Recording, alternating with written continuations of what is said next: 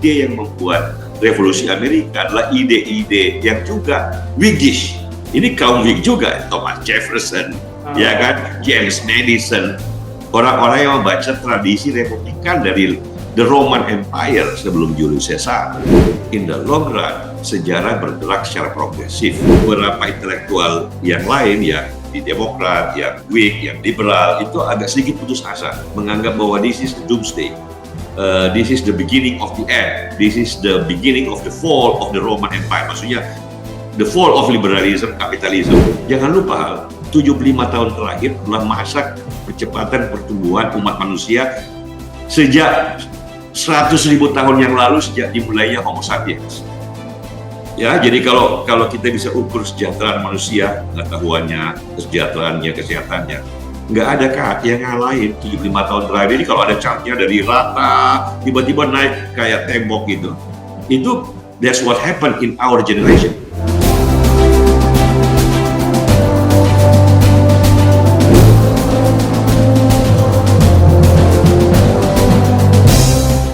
Nah, dia sebagai seorang yang optimis, Jal, pada saat yang sama kan dia juga mungkin dia terpengaruh Edmund Burke ya, sebagai orang yang pengennya itu perubahan menuju progres itu tidak sekaligus dan terlalu cepat, karena masyarakat itu tidak bisa mendigest sesuatu yang terlalu banyak. Edmund Burke tidak setuju dengan revolusi Prancis karena itu revolusi yang dari atas dan autokratik yang tidak mencerminkan kearifan. Bukan dia nggak setuju perubahannya, dia nggak setuju caranya. Buktinya Edmund Burke itu sangat pro membela revolusi Amerika, juga perubahan drastis.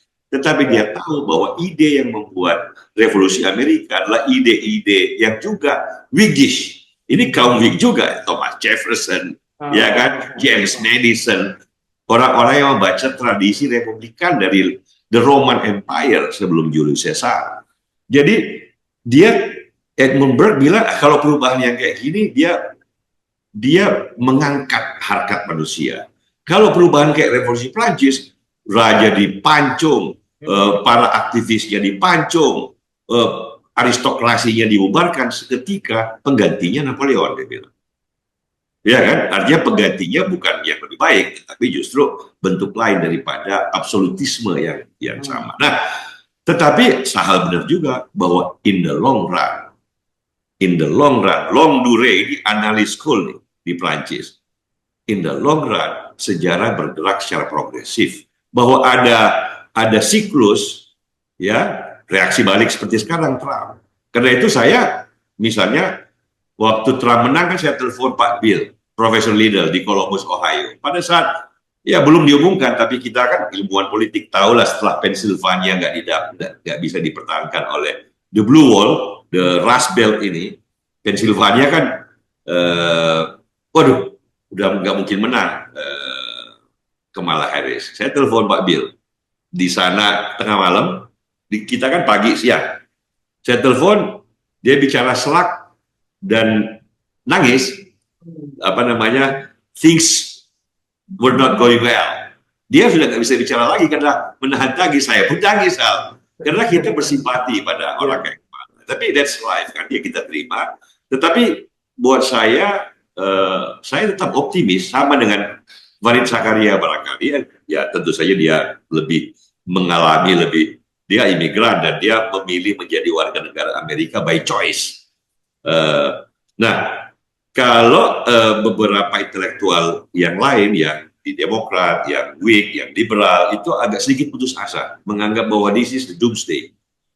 This is the beginning of the end. This is the beginning of the fall of the Roman Empire. Maksudnya the fall of liberalism, kapitalisme. Nah, ya itu kalau menurut saya itu bukan lagi problem teoretik, itu problem dari perspektif pribadi. Apakah orangnya cukup memandang kehidupan dengan penuh cahaya yang bersinar, atau memandangnya dari sudut yang agak gelap-gelap dikit. Itu sudah bukan teoretik atau filosofis, itu sudah personality saya kira ya, karena nggak ada teorinya lagi.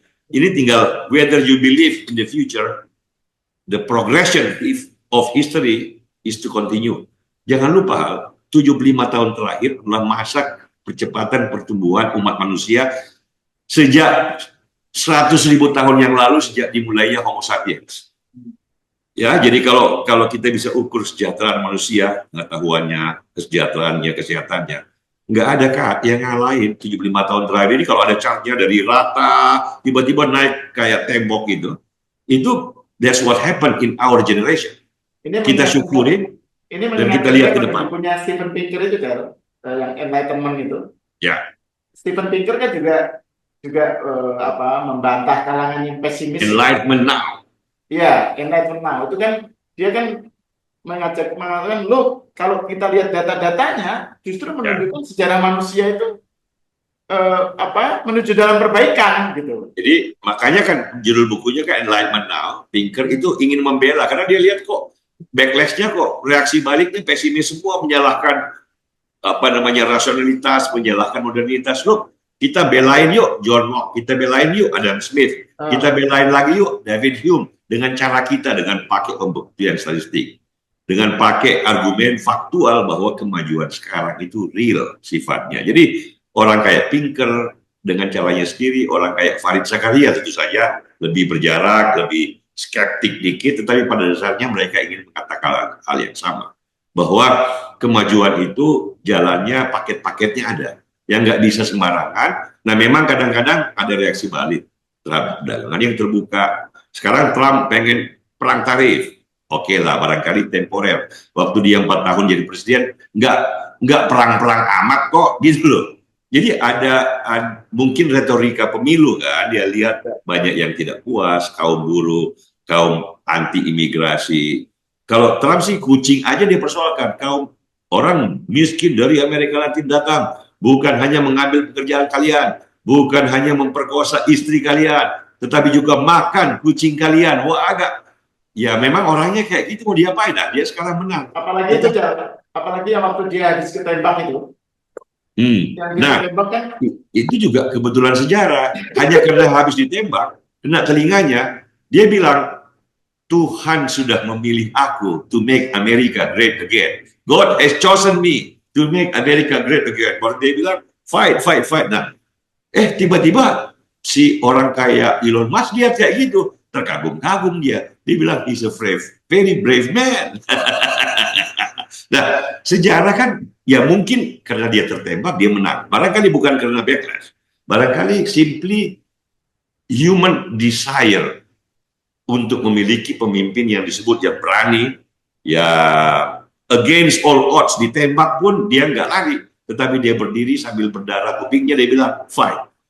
Mungkin daya tarik itu the primal attraction of man, makanya pemilihnya banyak laki-laki nih, terhadap apa yang disebut dengan nilai-nilai kejantanan gitulah. You don't know whether it is the crucial factor of or not. Tapi jangan langsung berkata bahwa ini penolakan pada modernitas in toto secara keseluruhannya gitu. Mungkin lebih banyak nuansanya dibanding itu. Jadi jangan terlalu pesimis juga.